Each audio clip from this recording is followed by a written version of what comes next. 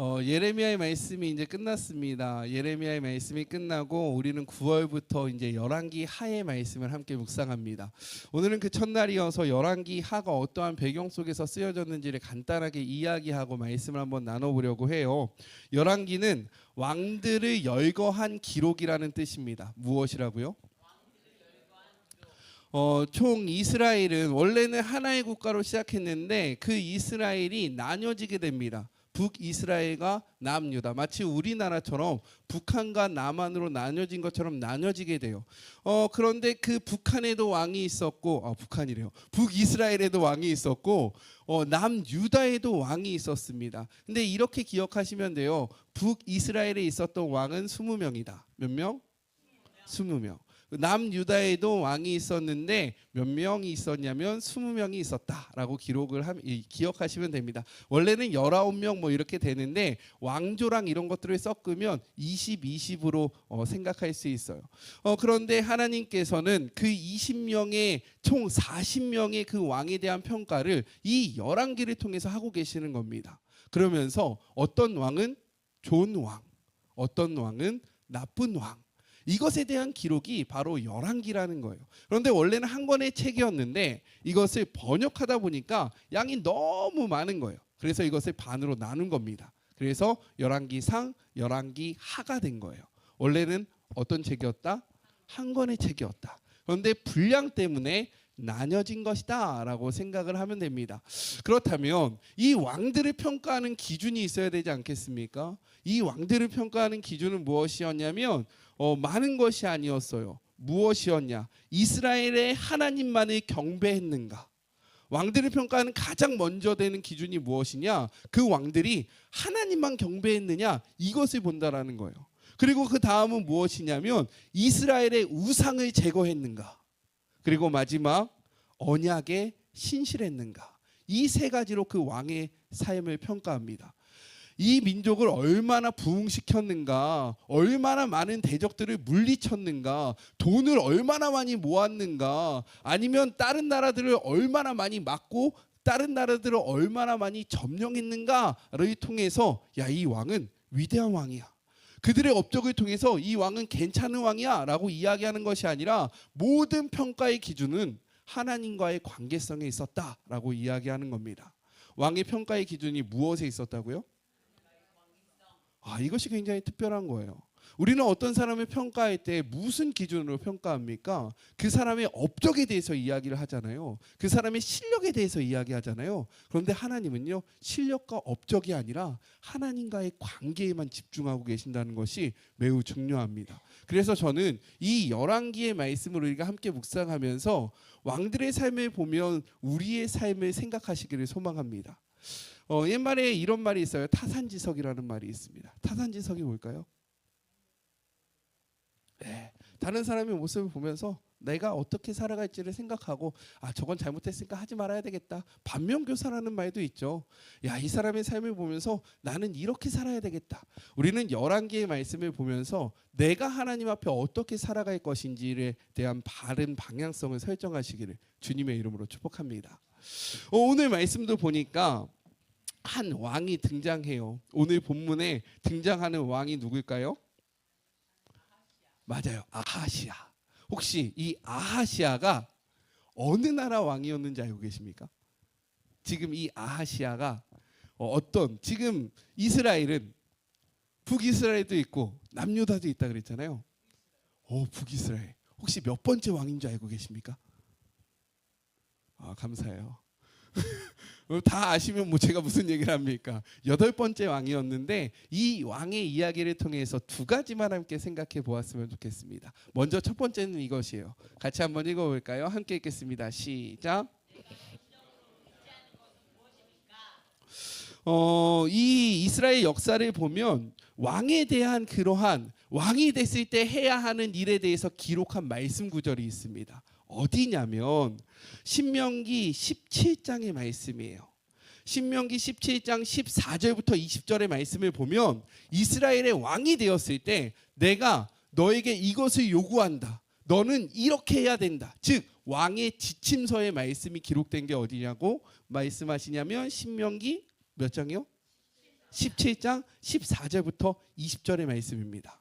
그런데 이 말씀을 먼저 보면 하나님께서 왕이 됐을 때 너는 이것은 절대로 하면 안 된다라고 이야기하는 세 가지가 있습니다. 뭘까요? 한번 찾아보세요. 신명기. 네, 벌써 막 나오죠. 신명기 17장 14절부터 20절. 여기에 보면 먼저 너가 왕이 되면 너는 이것들을 하면 안 된다라고 이야기하는 세 가지가 있습니다. 한번 찾아보십시오. 네. 다 나왔어요. 자, 첫 번째는 무엇이냐? 많은 병마를 두지 말라라고 이야기합니다. 굉장히 이상한 말인 거예요. 왕이 되면 무엇을 해야 됩니까? 국력을 높여야 되고 국가의 힘을 키워야 되니까 무엇을 많이 확보하는 게 좋습니까? 많은 군사와 많은 말을 갖고 있는 게 너무나도 중요하다라는 거예요. 우리나라의 군사력이 세계 몇인지 알고 계십니까? 우리나라의 군사력이 몇일까요? 6위. 비슷합니다. 네, 우리나라의 군사력이요 세계 10위권 안에 들어요. 우리 굉장히 안전한 나라에 살고 있는 겁니다. 그래서 우리나라는 국력이 있다라고 이야기하는 거예요. 왜요? 힘이 있으니까. 싸울 수 있는 군대가 있으니까. 그런데 하나님이 왕이 된 그 사람에게 했던 첫 번째 말이 무엇이냐? 너는 많은 병마를 두지 말라라고 이야기합니다. 두 번째는 무엇이냐? 너는 많은 아내를 두어서는 안 된다라고 이야기합니다. 왕이 됐을 때 네 멋대로 네가 하고 싶은 대로 네가 좋아하는 사람 다 너의 아내로 삼아서는 안 된다라고 이야기하는 거예요. 그리고 세 번째는 무엇입니까? 네. 많은 금과 은을 소유해서는 안 된다라고 이야기해요. 사실 이것은 세상에서 말하는 기준과 정반대입니다. 많은 군대를 소유할 때 국가가 안정되고요. 정략 결혼도 있지 않습니까? 옛날에는 국가를 안정하게 이끄는 방법이 무엇이었냐면 정략 결혼이었어요. 나라와 나라가 결혼을 하는 겁니다. 그러면 혼인 국가가 되니까 서로 친밀해지는 거예요. 근데 하나님이 그렇게 하지 말라라고 이야기하고 계시는 거예요. 그리고 세 번째, 국가가 부유하면 좋습니까? 싫습니까? 좋죠. 우리 두바이 너무 지금 부러워하지 않습니까? 거기는 뭐 거지들도 뭐 엄청나게 잘 산다라고 이야기하잖아요. 근데 많은 은과 금을 소유하지 말래요. 왜 그랬냐? 이 세 가지를 소유할 경우 이들이 하나님을 보지 않기 때문인 겁니다. 군사가 있으면 전쟁이 나면 하나님께 기도하겠습니까? 아니면 내가 갖고 있는 군사에게 명령하겠습니까? 근데 군사가 없어 봐요. 전쟁이 납니다. 어떻게 할까요? 기도할 수밖에 없는 거예요. 국가들과의 관계가 좋지 않습니다. 정략 결혼해서 안정을 취해야 되는데 이것이 안정되지 않아요. 만약에 정략 결혼을 많이 했어요. 근데 장인어른 그 국가에서 우리나라를 안 도와주는 겁니다. 그러면 어떻게 하겠습니까? 와이프한테 이렇게 옆구리 찌르는 거죠. 야, 아빠한테 전화 좀 해봐. 야, 네 아빠가 좀 나 좀 도와줘야 되지 않겠냐? 너가 편하게 살려면? 라고 하면 그 와이프가 어떻게 할까요? 아빠한테 연락하는 거죠. 아빠 진짜 왜 그래? 나 힘든 거 보고 싶어? 그렇게 하면 그 아빠가 어떻게 할까요? 마음을 돌이키겠죠. 잘해주겠죠. 내 사회한테 잘해주겠죠. 평안이 오겠죠. 그런데 하나님이 이거 하지 말래요. 그러면 불편하면 왕이 어디를 쳐다봐야 됩니까? 하나님을 쳐다볼 수밖에 없는 거예요. 돈이 있으면 문제가 생기면 돈으로 막으면 됩니다. 근데 돈이 없네요. 이번 달 월세는 내야 되는데 돈이 없어요. 그러면 어디를 바라봅니까? 하나님을 바라볼 수밖에 없는 거예요. 그래서 하나님은 이 세 가지를 금지시킵니다. 왜요? 이 세 가지가 사람들로 하여금 왕들로 하여금 하나님께로 향하는 시선을 빼앗기 때문인 거예요. 그러면서 이것을 요구하십니다. 신명기 17장 18절부터 19절의 말씀 같이 한번 읽어볼까요? 신명기 17장 18절부터 19절의 말씀입니다. 함께 읽겠습니다. 시작. 그가 왕위에 오르거든 이 율법서의 등사본을 레위 사람 제사장 앞에서 책에 기록하여 평생에 자기 옆에 두고 읽어 그의 하나님 여호와 경외하기를 배우며 이 율법의 모든 말과 이 규례를 지켜 행할 것이라. 아멘. 딱 한 가지를 말씀하신다는 거예요. 무엇이냐? 너는 내 말씀만 가까이 하면 된다. 왕이 됐으면 능력도 있어야 되고 문제를 해결할 수 있는 지혜도 있어야 되고 여러 가지 재력도 있어야 되고 힘도 있어야 되는데 하나님은 그것을 하기 위해서 너가 이렇게 살아가야 된다, 저렇게 해야 된다, 이렇게 해야 된다라고 말씀하지 않으시고 네 평생에 나의 말씀을 연구하고 그 말씀만 가까이 하면 된다라고 말씀하고 있는 거예요. 왠지 아십니까? 이스라엘은 사실은 왕이 필요 없는 나라였어요. 이스라엘의 왕은 누구십니까? 하나님인 거예요. 하나님이신데 그러니까 그 왕은 하나님의 대리자로서 무엇만 하면 됩니까? 하나님이 시키는 일만 하면 되는 거예요. 그러니까 하나님을 가까이 할 때 하나님의 뜻을 알게 되고 하나님의 뜻을 이스라엘 백성 가운데 행할 때에 그 나라는 든든히 서갈 수 있다라고 이야기하는 겁니다. 그러니까 너한테 필요한 거 능력 아니다. 그러니까 너한테 필요한 거 많은 부도 아니다. 너한테 필요한 거 너의 어떠함도 아니다. 그냥 너는 나만 붙잡고 있으면 된다. 나머지는 누가 한다? 하나님이 하시겠다라고 말씀하시는 겁니다. 그래서 왕에게 요구하는 것이 많지 않아요. 너는 그냥 말씀만 가까이 해라. 그럼 나머지는 내가 다 책임져 줄게. 너의 지혜, 너의 능력, 너가 갖고 있는 계획, 너의 플랜 중요하지 않다. 나만 봐라 라고 얘기하고 있는 거예요. 그런데 오늘 본문에 보니까 아하시아 왕이요, 누구를 향해 갑니까? 삶에 문제가 생겼는데 그가 에글론에 있는 바알세불에게 가서 야 어떻게 하면 좋을까 물어오라 라고 하면서 자신의 신하들을 보냅니다. 근데 이유가 있었어요. 이유가 있었습니다. 이가 그 이방의 신을 찾았던 이유는 무엇이냐? 먼저 1절의 말씀, 오늘 본문의 1절로 한번 돌아와 볼까요? 오늘 본문 열왕기하 1장 1절의 말씀입니다. 함께 읽겠습니다. 시작. 아합이 죽은 후에 모압이 이스라엘을 배반하였더라. 원래 모압은 이스라엘을 섬기는 족속이었습니다. 근데 아합이 누구였냐면 아하시아의 아버지, 즉 자기의 아버지가 죽으니까 이 모압이 어떻게 했다라고 이야기합니까? 이스라엘을 배반했대요. 원래 나를 섬기던 그 사람들이 나를 섬기지 않았다는 것은 어떤 의미일까요? 원래 내가 종으로 데리고 있었어요. 근데 이가 이제 나 더 이상 너 종 안 할 거야 라고 이야기할 수 있는 상황은 어떤 상황일까요? 언제 이렇게 배신할 수 있을까요? 네, 맞아요. 전쟁. 힘이 없다가 힘이 생긴 거예요. 반대로 이야기하면 처음에는 누가 힘이 계속 셌던 겁니까?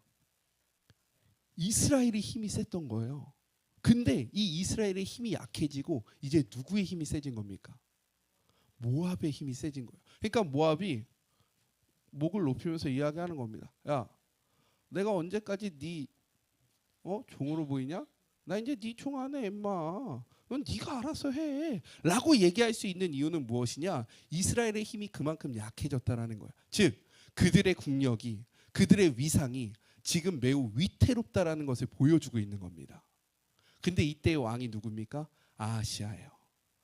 근데 내가 왕이 됐는데, 내 아버지 때까지만 해도 안 그랬는데 내가 왕이 되니까 얘네들이 이러네. 근데 나는 그걸 막을 수 있는 힘이 없는 겁니다.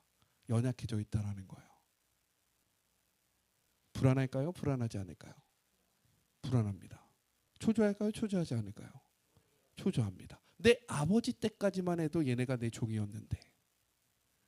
자, 이런 국가적인 그러한 정세가 있었다라는 거예요. 그리고 또 하나의 문제가 있었습니다. 2절의 말씀을 같이 한번 읽어볼까요? 2절의 말씀입니다. 시작. 아하시아가 사마리아에 있는 그의 나락 난간에서 떨어져 병들매 사자를 보내며 그들에게 이르되 가서 에그론의 신 바알세불에게 이 병이 낫겠나 물어보라 하니라.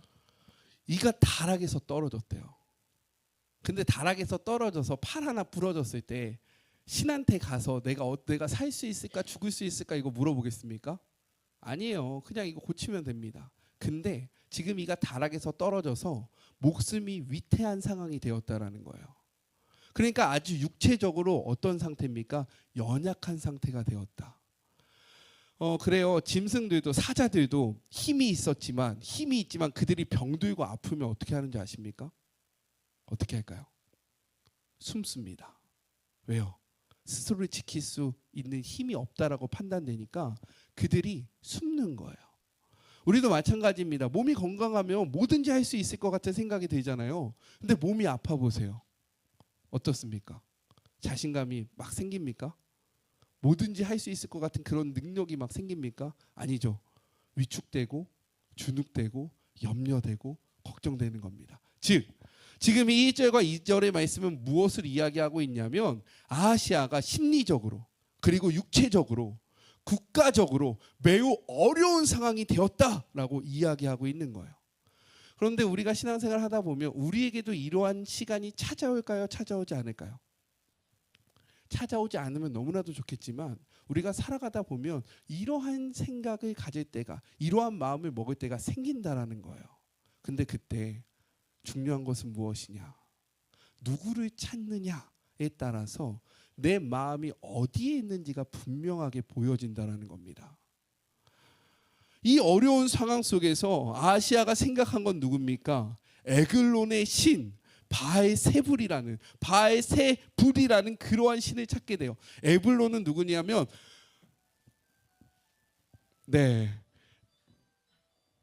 에글론은 블레셋에 있는 한 도시였습니다. 그러니까 항상 전쟁을 하던 그 블레셋은 철기 문화가 있었거든요.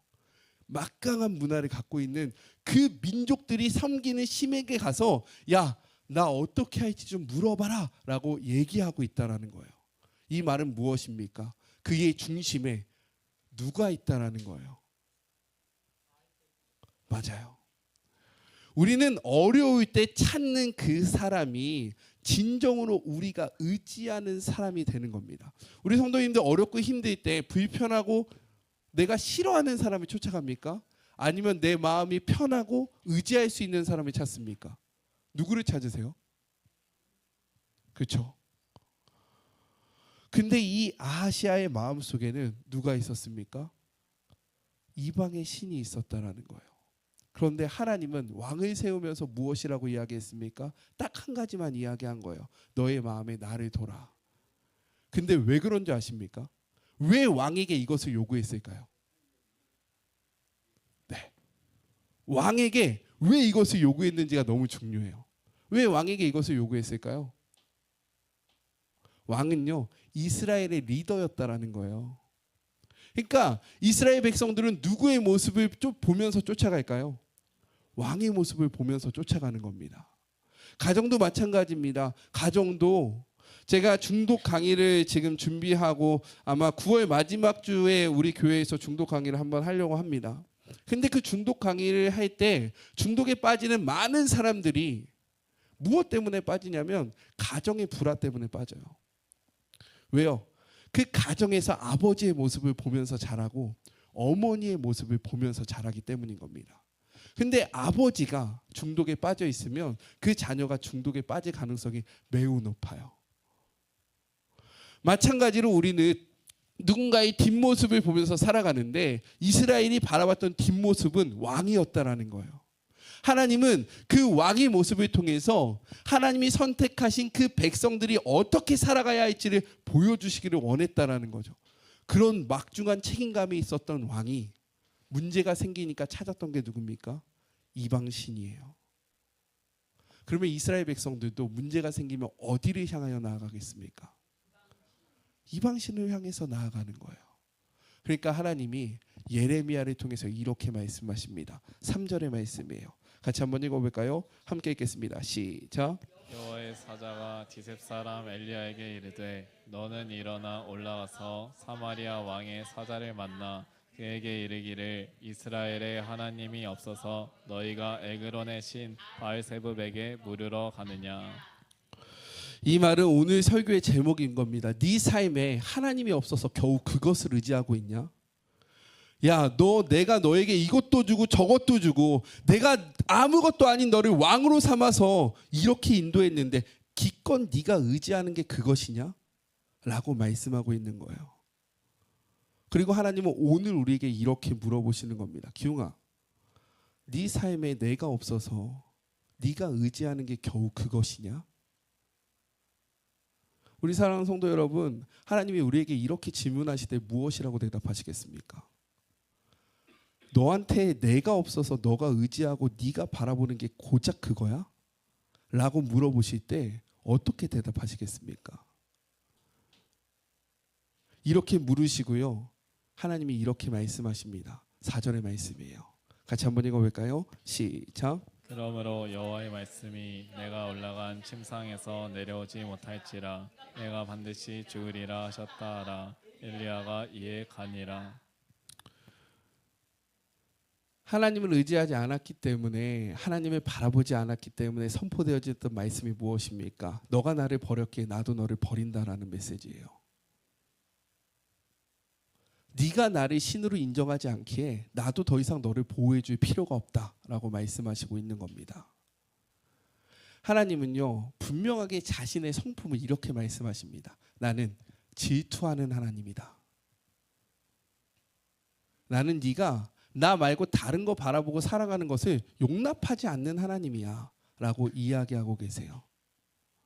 우리 성도님들의 시선은 어디를 향하고 계십니까? 어려움이 있을 때 무엇을 붙잡으세요? 근데 그것이 진짜로 우리가 믿고 따르고 있는 우리의 중심이고 우리가 섬기는 신이라는 것을 기억하시기를 바랍니다. 문제가 생길 때 기도하십니까? 아니면 문제가 생길 때 돈을 찾으십니까? 문제가 생겼을 때 하나님 앞에 나오십니까? 아니면 문제가 생겼을 때 이것을 해결할 수 있는 자들을 찾아다니십니까? 이 말씀 앞에 나의 삶의 중심과 모습을 바르게 하시길 주님의 이름으로 축복합니다.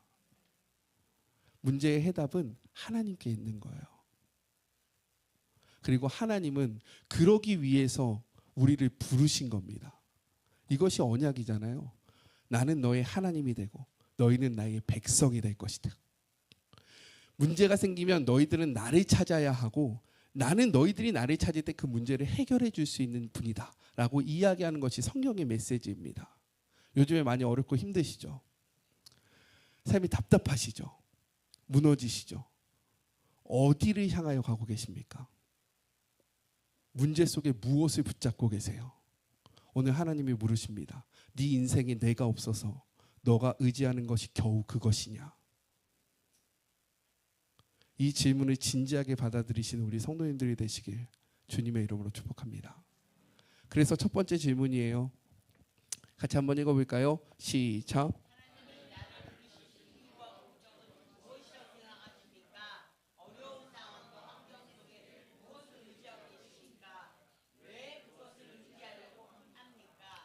한번 내 모습이 진지하게 한번 바라봐 보세요. 그리고 내가 어떻게 살아가고 있는지, 내가 진짜 믿고 따르는 것이 무엇인지를 다시 한번 점검하는 시간이 되기를 소망합니다.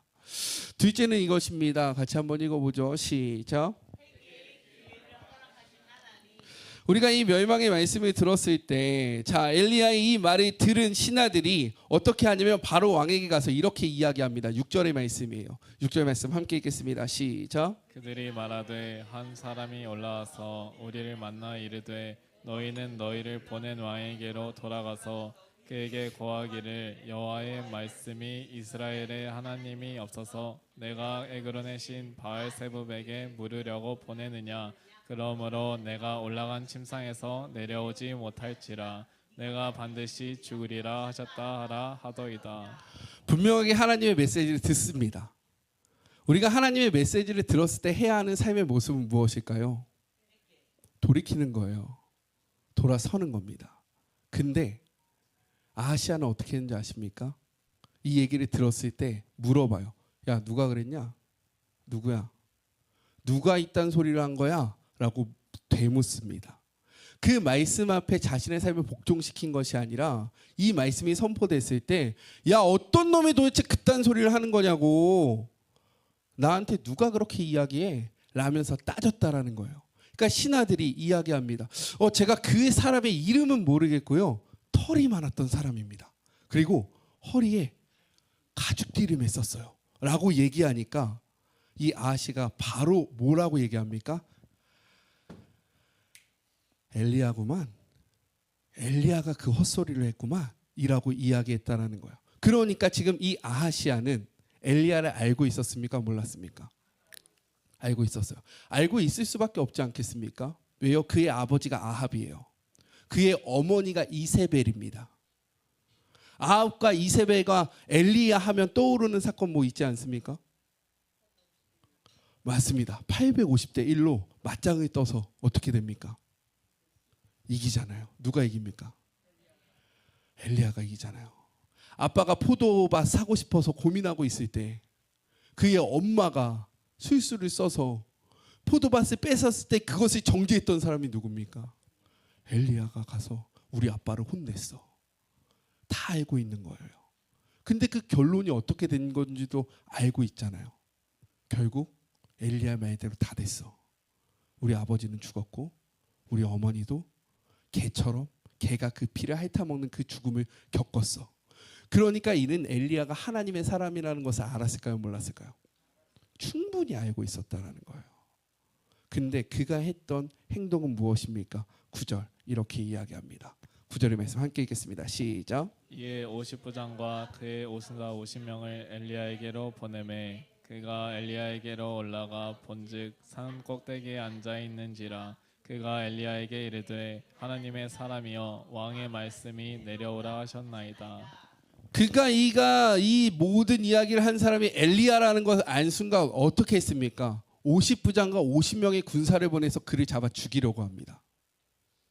회개하려고 한 게 아니에요. 죽이려고 합니다. 얘만 죽으면 나는 내 마음대로 살 수 있어. 요 놈이 문제야 라고 죽이려고 해요. 근데 그때 어떠한 일이 벌어집니까? 하늘에서 불이 내려와서 그 모든 사람들을 죽여요. 이 이야기가 누구에게 전해집니까? 다시 아하시아 왕에게 전해져요. 우리가 가서 엘리야를 잡아오려고 했는데 하늘에서 불이 내려와서 그 모든 군대가 다 죽었습니다 라고 했을 때 아하시아의 바른 모습은 무엇일까요? 내가 잘못 생각했구나. 하나님이 노하셨구나. 이제라도 굵은 베옷을 입고 옷을 찢고 재를 머리에 뿌리면서 하나님 죄송합니다. 내가 당신의 능력을 무시했습니다 라고 고백하는 것이 바른 모습인데 아하시아는 어떻게 했을까요? 11절 이렇게 이야기합니다. 11절의 말씀 함께 읽겠습니다. 시작. 왕이 다시 다른 50부장과 그의 군사 50명을 엘리야에게로 보내니 그가 엘리야에게 말하여 이르되 하나님의 사람이여 왕의 말씀이 속히 내려오라 하셨나이다 하니 자기의 결단 때문에 자기의 백성 50명이 죽었는데 그는 그것을 상관하지 않고 또 다른 군사 50명을 보냅니다. 잡아와. 하나님 앞에 자신의 의지를 꺾지 않아요. 자신의 생각을 굽히지 않습니다. 하나님과 더불어 싸우려고 해요. 이어지는 말씀이 월요일의 말씀입니다. 어떻게 되었을까요? 궁금하시죠? 묵상하세요. 그 일의 결과가 너무 궁금하지 않습니까? 이렇게 하나님을 대항했던 그의 인생이 어떻게 됐을지 너무 궁금하지 않아요? 그런데 중요한 것은 무엇이냐면 우리의 모습이 아하시아와 같을 때가 너무 많다라는 거예요. 하나님은 하나님의 말씀을 한 번 하시고 행동하지 않으십니다. 돌이킬 수 있는 충분한 기회를 주세요. 믿으십니까? 하나님은 우리가 바른 삶을 살아갈 수 있도록 끊임없이 우리에게 이야기해 주세요. 우리가 회개하기를 원하신다라는 거예요. 우리는 그 회개의 시간을 붙잡아야 합니다. 근데 우리가 아하시아처럼 고집부리면서 내가 그 엘리야 죽여버릴 거야. 그 말씀만 없어지면 돼 라고 생각하며 살아가고 계시지는 않습니까?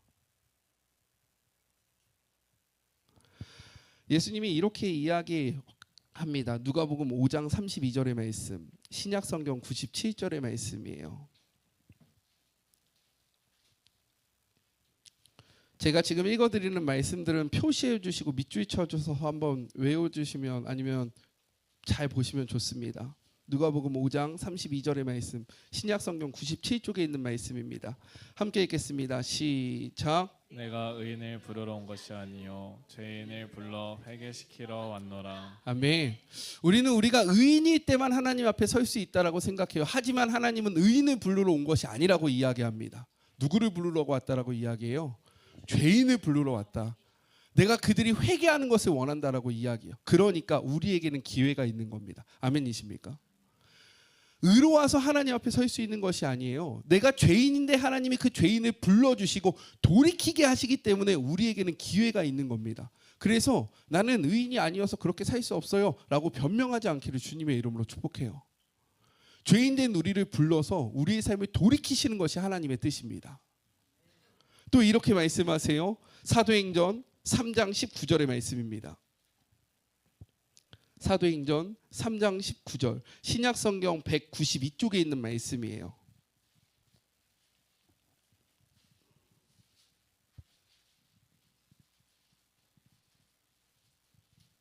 사도행전 3장 19절 신약성경 192쪽에 있는 말씀입니다. 함께 읽겠습니다. 시작. 그러므로 너희가 회개하고 돌이켜 너희 죄의 없음을 받으라. 이같이 하면 새롭게 되는 날이 주 앞으로 더 이를 것이요.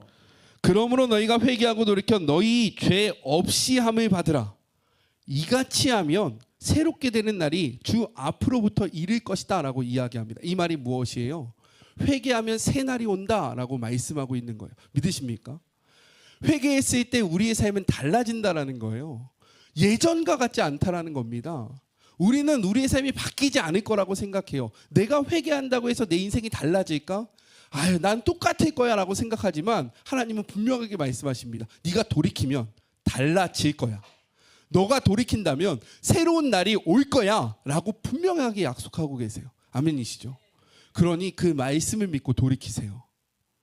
그러니 그 말씀을 믿고 새롭게 되시기를 주님의 이름으로 축복합니다. 요한계시록 3장 19절은 이렇게 이야기해요. 신약성경 102쪽에 402쪽에 있는 말씀입니다. 요한계시록 3장 19절의 말씀. 성경의 맨 마지막에 있는 말씀입니다. 요한계시록 3장 19절에 있는 말씀이에요. 함께 읽겠습니다. 시작. 물은 내가 사랑하는 자를 책망하여 징계하노니 그러므로 내가 열심을 내라 회개하라. 아멘. 하나님이 아하시아를 안 사랑하셨을까요? 아니요, 사랑하셨어요. 그를 그의 자녀로 안 생각하셨을까요? 아니에요. 그를 그의 자녀로 삼으셨기 때문에 왕으로 세우신 겁니다. 우리는 하나님의 말씀이 임할 때 이렇게 생각해요. 왜 이렇게 하나님이 나를 미워하지? 왜 이렇게 하나님이 나를 괴롭히지? 왜 하나님이 나만 이렇게 어렵게 하지? 왜 나만 이렇게 미워하는 거야? 그런데 성경은 무엇이라고 이야기합니까? 무릇 내가 어떤 자를 책망한다라고 이야기합니까? 사랑하는 자를 책망하고 징계한다. 그러므로 너가 무엇을 하라고 이야기합니까? 열심을 내라. 어떤 것에 열심을 내래요? 회개하는 것에 열심을 내라 라고 이야기합니다. 하나님이 우리에게 말씀하시는 것은 사랑하기 때문인 거예요. 아멘이십니까? 사랑하지 않으면 말하지 않아요. 사랑하지 않으면 그냥 버리면 됩니다. 그래서 성경에서 제일 무서운 말이 내버려 두사인 거예요. 네가 무슨 삶을 살든 뭐 하든 네 멋대로 해. 괜찮아. 그냥 마지막 날에 너는 죽으면 돼. 이것이 가장 큰 심판이에요. 근데 너 그러면 되냐? 너 이러면 안 되잖아. 너 자꾸 다른 사람 보면 되냐? 나만 봐야지. 이 얘기를 하는 것은 무엇입니까? 사랑하기 때문인 겁니다. 부부 사이, 연인 사이도 마찬가지 아닙니까? 사랑하지 않으면 내 배우자가 어떤 짓을 하고 다녀도 신경 쓰지 않습니다. 바람을 피던 나가서 누구를 만나던 뭐 하든 신경 쓰지 않아요. 왜요? 그냥 넌 네 인생 살아. 나는 내 인생 살게. 근데 사랑하면 뭐 합니까? 잔소리를 하는 거죠. 너 왜 그래? 너 나만 봐야지. 너 나랑 약속했잖아. 안 하기로. 근데 왜 그래? 이것은 왜 합니까? 사랑하니까 하는 거예요. 믿으십니까? 그래서 하나님의 말씀이 올 때에 그것을 하나님의 사랑으로 느끼시길 주님의 이름으로 축복합니다. 하나님의 말씀이 나를 괴롭게 하는 것은 나를 사랑하기 때문인 거예요. 하나님이 나 사랑하지 않으면 말씀도 안 하십니다. 그 사랑을 누리세요. 아멘이시죠? 그리고 열심을 내십시오. 회개에. 로마서 2장 5절의 말씀입니다. 로마서 2장 5절 신약성경 241쪽에 있는 말씀이에요. 로마서 2장 5절 신약성경 241쪽에 있는 말씀입니다. 함께 읽겠습니다. 시작. 다만 내 고집과 회개하지 아니한 마음을 따라 진노의 날 곧 하나님의 의로우신 심판이 나타나는 그 날에 임할 진노를 내게 쌓는도다. 이렇게 사랑으로 권면을 하시는데, 근데 회개 열심히 내라고도 이야기하는데 무엇이라고 이야기합니까? 다만 너의 고집과 회개하지 아니하는 마음에 따라 살아가면 진노의 날이 온다라는 거예요. 하나님의 의로우신 심판이 나타나는 그날에 임할 진노를 너가 쌓고 있는 거다. 하나님 앞에 고집 부리는 거, 하나님 앞에 돌이키지 않는 거, 그 말씀 앞에 내 멋대로 살아가는 거, 이것은 하나님의 진노를 쌓는 행위다라고 성경은 이야기하고 있습니다. 저는 우리 성도님들이 진노를 피하셨으면 좋겠어요. 빈노를 쌓지 마십시오.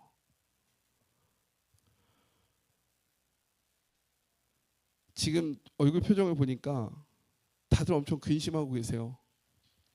그래서 이렇게 이야기합니다. 고린도후서 7장 9절. 고린도후서 7장 9절. 신약성경 293쪽에 있는 말씀이에요. 고린도후서 7장 9절.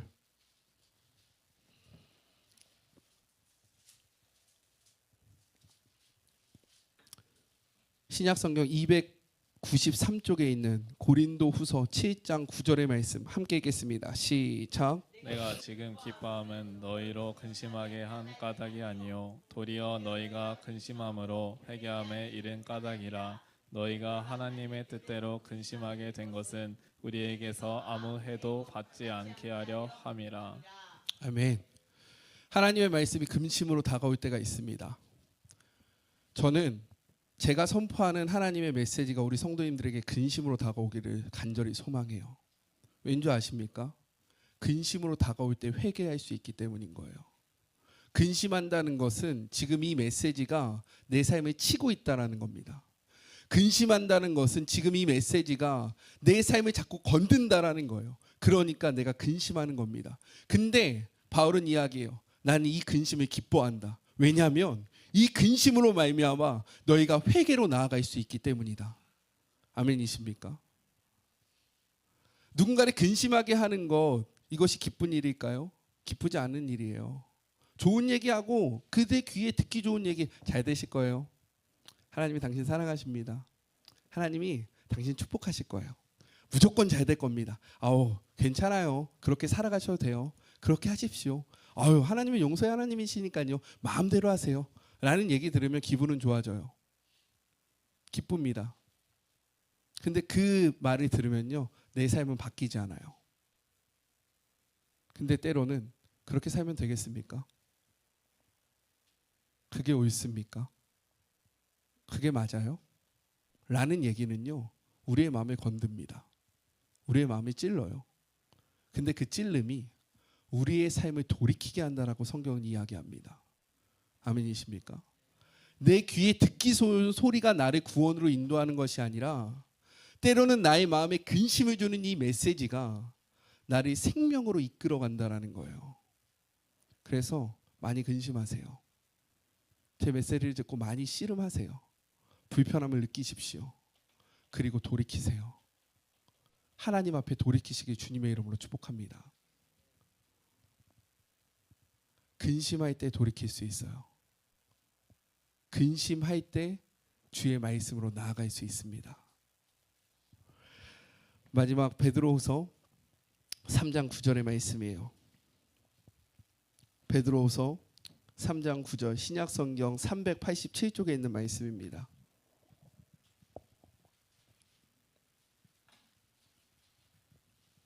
베드로후서 3장 9절의 말씀 신약성경 387쪽에 있는 말씀이에요. 같이 한번 읽어볼까요? 함께 읽겠습니다. 시작. 주의 약속은 어떤 이들이 더이다고 생각하는 것 같이 더딘 것이 아니라 오직 주께서는 너희를 대하여 오래 참으사 아무도 멸망하지 아니하고 다 회개에 이르기를 원하시느니라. 아멘. 하나님이 우리를 기다려 주신다라는 거예요. 하나님이 지금 우리의 삶을 기다리고 계십니다. 이 말씀 앞에 다시 서기를 모두가 함께 나아가기를 하나님의 구원을 맛보기를 기다려주시는 이때에 그분의 말씀으로 나오세요. 회개의 열심을 내세요. 하나님의 사랑을 확신하십시오. 그렇게 되는 우리 성도님들이 되기를 주님의 이름으로 권면합니다. 우리 같이 두 번째 적용을 한번 볼까요? 함께 읽겠습니다. 시작.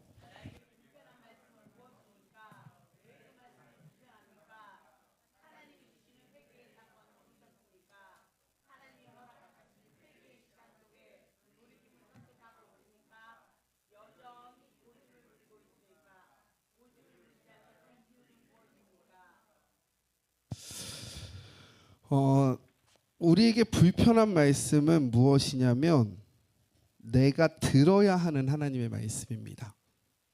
왜 그 말씀이 불편하냐면 내가 그것을 하지 못하기 때문에 불편한 거예요. 내가 그 말씀을 살아내면 그 말씀이 불편하겠습니까? 그렇지 않아요. 왜 이 말씀이 불편한지 한번 주님 앞에 잘 생각해 보십시오. 그러면 그것이 나의 우상일 경우가 많아요.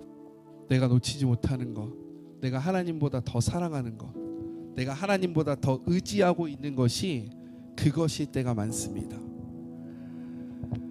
근데 하나님은 그렇다고 해서 우리를 바로 징계하시지 않는다라는 거예요.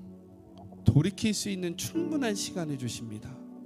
때로는 말씀을 통해서 이야기하시고요, 때로는 저를 통해서 말씀하시고요, 아니면 주변에 있는 사람들을 통해서 우리로 하여금 하나님의 말씀으로 돌이킬 수 있는 충분한 기회를 주신다라는 거예요. 그 시간에 붙잡으셔야 합니다. 그 시간 앞에 쓰셔야 해요. 그 시간에 그냥 흘려보내면 결국 우리는 하나님의 진노를 받을 수밖에 없는 겁니다. 하나님이 진노하고 싶어서 우리에게 그 시간을 허락하십니까? 아니에요. 사랑하셔서 허락하시는 겁니다. 그냥 있으면 죽으니까, 그냥 있으면 멸망하니까. 그 시간을 어떻게 견디고 계십니까? 우리 이 시간 성찬을 하면서요, 다시금 하나님의 사랑을 확인하고 그리고 하나님의 그 회개의 시간을 바르게 견뎌나가는 그 시간에 붙잡는 우리가 되었으면 좋겠습니다.